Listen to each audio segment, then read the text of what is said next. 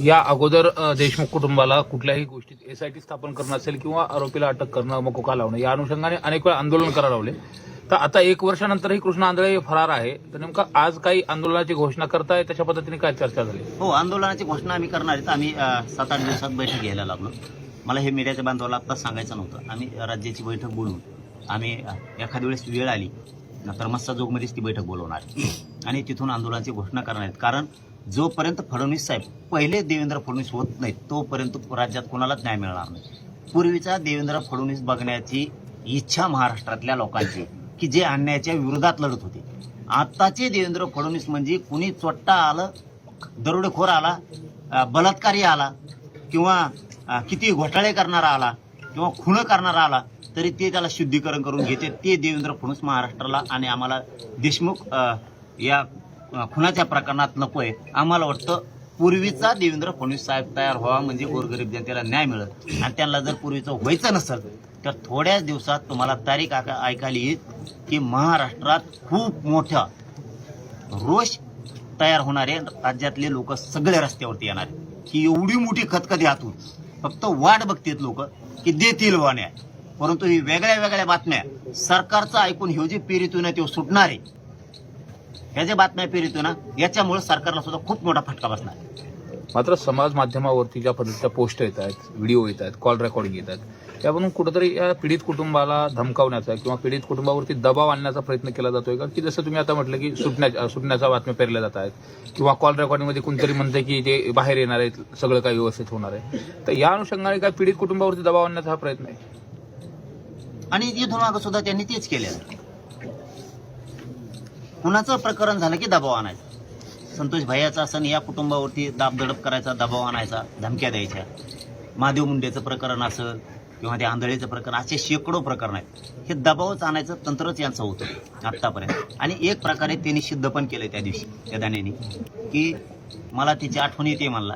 याचा अर्थ त्यांनी त्यांचं कनेक्शन सिद्ध केलंय की ही याचीच टोळी आहे आणि ही टोळी त्याच्यासाठी चालवत होता. त्याचा ऐकून नुसत्या तारखी पुढे ढकलतायत त्याच्या प्रॉपर्टीच्या जप्तीच्या. दुसऱ्याच असतात आत्तापोत यांनी कुलप लावून काढी लावली असती. याच्या प्रॉपर्टीवरती आणखीन जप्ती कस काय येत नाही, याला वेळ कस काय लागतो. मग ह्या सगळ्या माध्यमातून बहुतेक आणखीनही सरकार त्याच्याच आहारी जाते आणि या कुटुंबावरती दबाव सरकारच आणताय म्हणावं लागणार आहे. कारण सरकारचं जर सरकारने त्यांना बळ दिलं नाही तर त्यांची काय टप्पर आहे दबाव आणायची. त्यांना तरी आणखीन दिसतंय की सरकार त्यांच्या पाठीशी आणि आम्हाला दिसायला लागले सरकारने त्यांच्या पाठीशी राहू नये. आणि इथून पुढं सोशल मीडियावर याच्यावर टाकणारे इथं सेपरेट एसपी आहे ना. काही झालं पोलीस अधीक्षक कार्यालय ऍक्टिव्ह नाही दुसऱ्या राज्यात आहे का दुसऱ्या जिल्ह्यात आहे. यांनी प्रत्येकावरती लगेच गुन्हे दाखल करून त्याला असं जर भिंड काढून झोडपिलं ना तर ते सगळे सोशल मीडियाचे प्रकार सुद्धा थांबतील. नसता मग लोक इथून पुढं फडणवीस साहेब तुम्हाला सांगतो जसं तसं उत्तर देतील. मग पुन्हा काय म्हणू नका कायदा बिघाड आणि शांतता बिघाड ते होऊ शकतं. कारण सहन करण्याच्या खूप मर्यादा असतात आणि मर्यादा पाळायची जबाबदारी आमची एकटीची नाही त्यांची सुद्धा आहे. आरोपीच्या संपत्ती संदर्भात अधिवेशन चालू आहे. काय मुख्यमंत्र्यांकडे मागणी कराल का की संपत्ती जप्तीच्या संदर्भामध्ये परत काही विषय पुढे झाला? गृह मंत्रालय ते करू शकतं. गृह मंत्रालय जर चौकशी एखाद्या माणसाची लावायची नसली तरी लावू शकतं आणि त्याला जिरीस आणून त्यांच्या पक्षात घेऊ शकते. हे महाराष्ट्राने उदाहरणं ह्या 5-10 वर्षात बघितलीत. तर गृह मंत्रालय देवेंद्र फडणवीस साहेब त्याची संपत्तीवर जप्ती का आणू शकत नाही? का आणू शकत नाही? मग तुम्ही जाणून बुजून करतायत का? फडणवीस साहेबांनी या अधिवेशनाच्या काळात त्याच्या संपत्तीवरती तात्काळ जप्ती आणावी. नसता पुढच्या आंदोलनाचा सामना करायला तुम्ही तयार राहा. तर पाटील साहेब तुम्ही बोलताना सारखं असं म्हणताय की धनंजय मुंडेंना पाठीशी घातलं जातंय, सरकार पाठीशी घालतंय.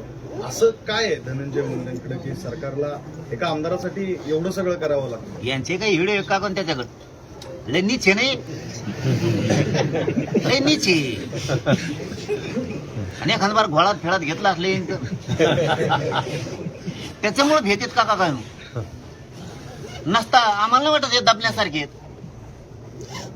त्याच्या पुढे झिंगूर येते हे 2 उपमुख्यमंत्री आणि 1 मुख्यमंत्री त्याच्या पुढे चिल्लर येते आंडुकलं लय चिल्लर येते. त्या असं लोळी त्यांना याला कुंकडे बी तर कळून मी नाही देणार. पण याच्याजवळ काहीतरी दिसतंय त्यांचं, आणि मग हे असं आहे बायावणी. तसले ते मेघे चाळे करतोय, मी हिडो टाकी लेंड्या घाली, पुढे औषध घाली, हे असलं बायाच्या वाहनाचं आहे.